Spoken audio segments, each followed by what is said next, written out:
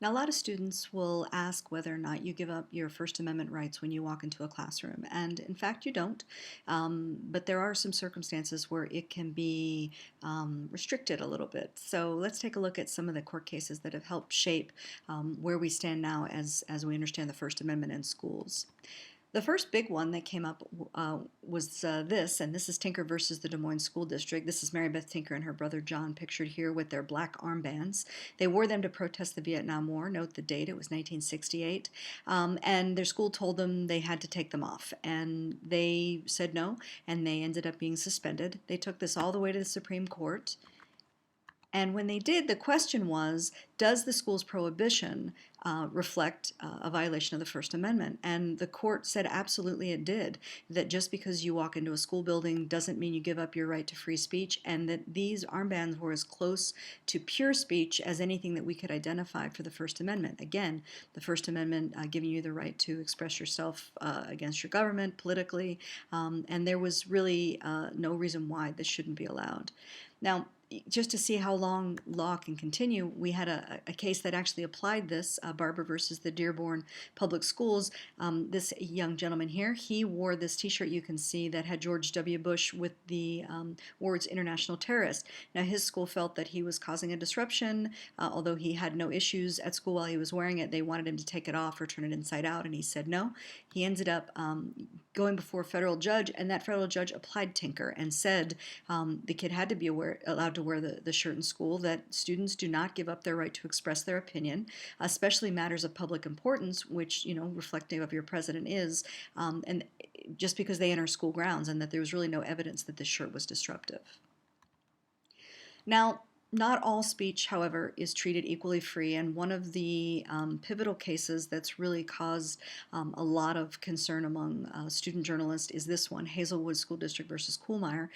In this case, the school newspaper sponsored by the Hazelwood East High School was written and edited by students, and the principal didn't like two of the articles that were in there, so he wanted them withheld from publication.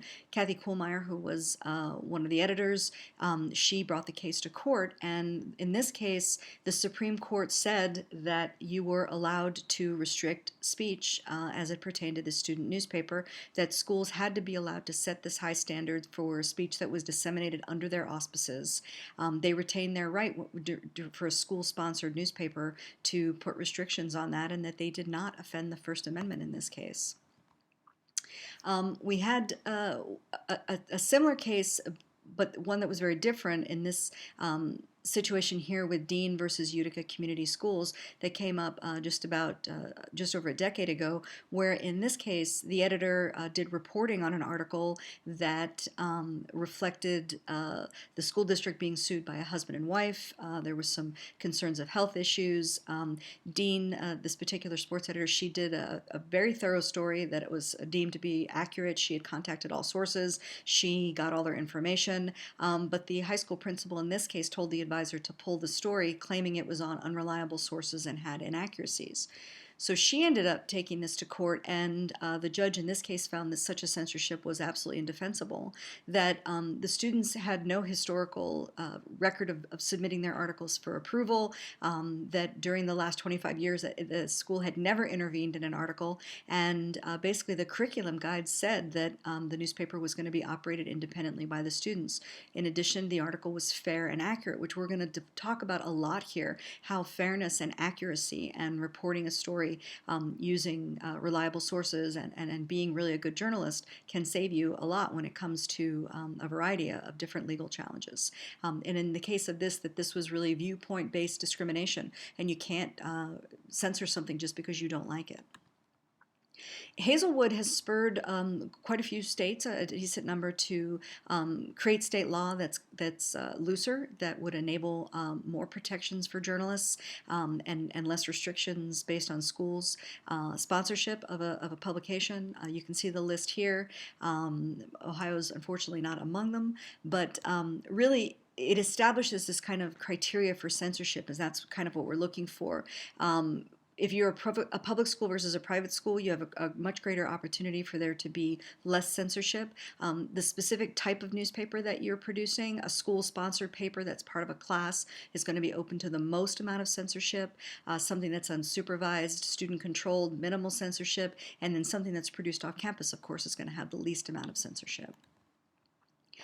Now, not everything has to do with publications, and sometimes the speech that we have in schools is going to be open to just to restriction, really depending on the effect that it has on the student body. The most noteworthy case that we have, or one of the most noteworthy ones, is this Bethel School District versus FRASER. Matthew FRASER gave a speech for a fellow student to be nominated for student council. It was there were a lot of double entendres in it. It was sexual in nature. I'll certainly provide it for you in class so we can take a look at it. But and the school said this was not working. You are interfering with the educational process. They suspended him. He ended up taking this to the Supreme Court with the question: does the First Amendment prevent a school district from disciplining a high school student for giving a lewd speech? And the court said no, that it was really appropriate for them to prohibit the use of this vulgar language. And this was not political speech, even though it was given for someone to get student council office.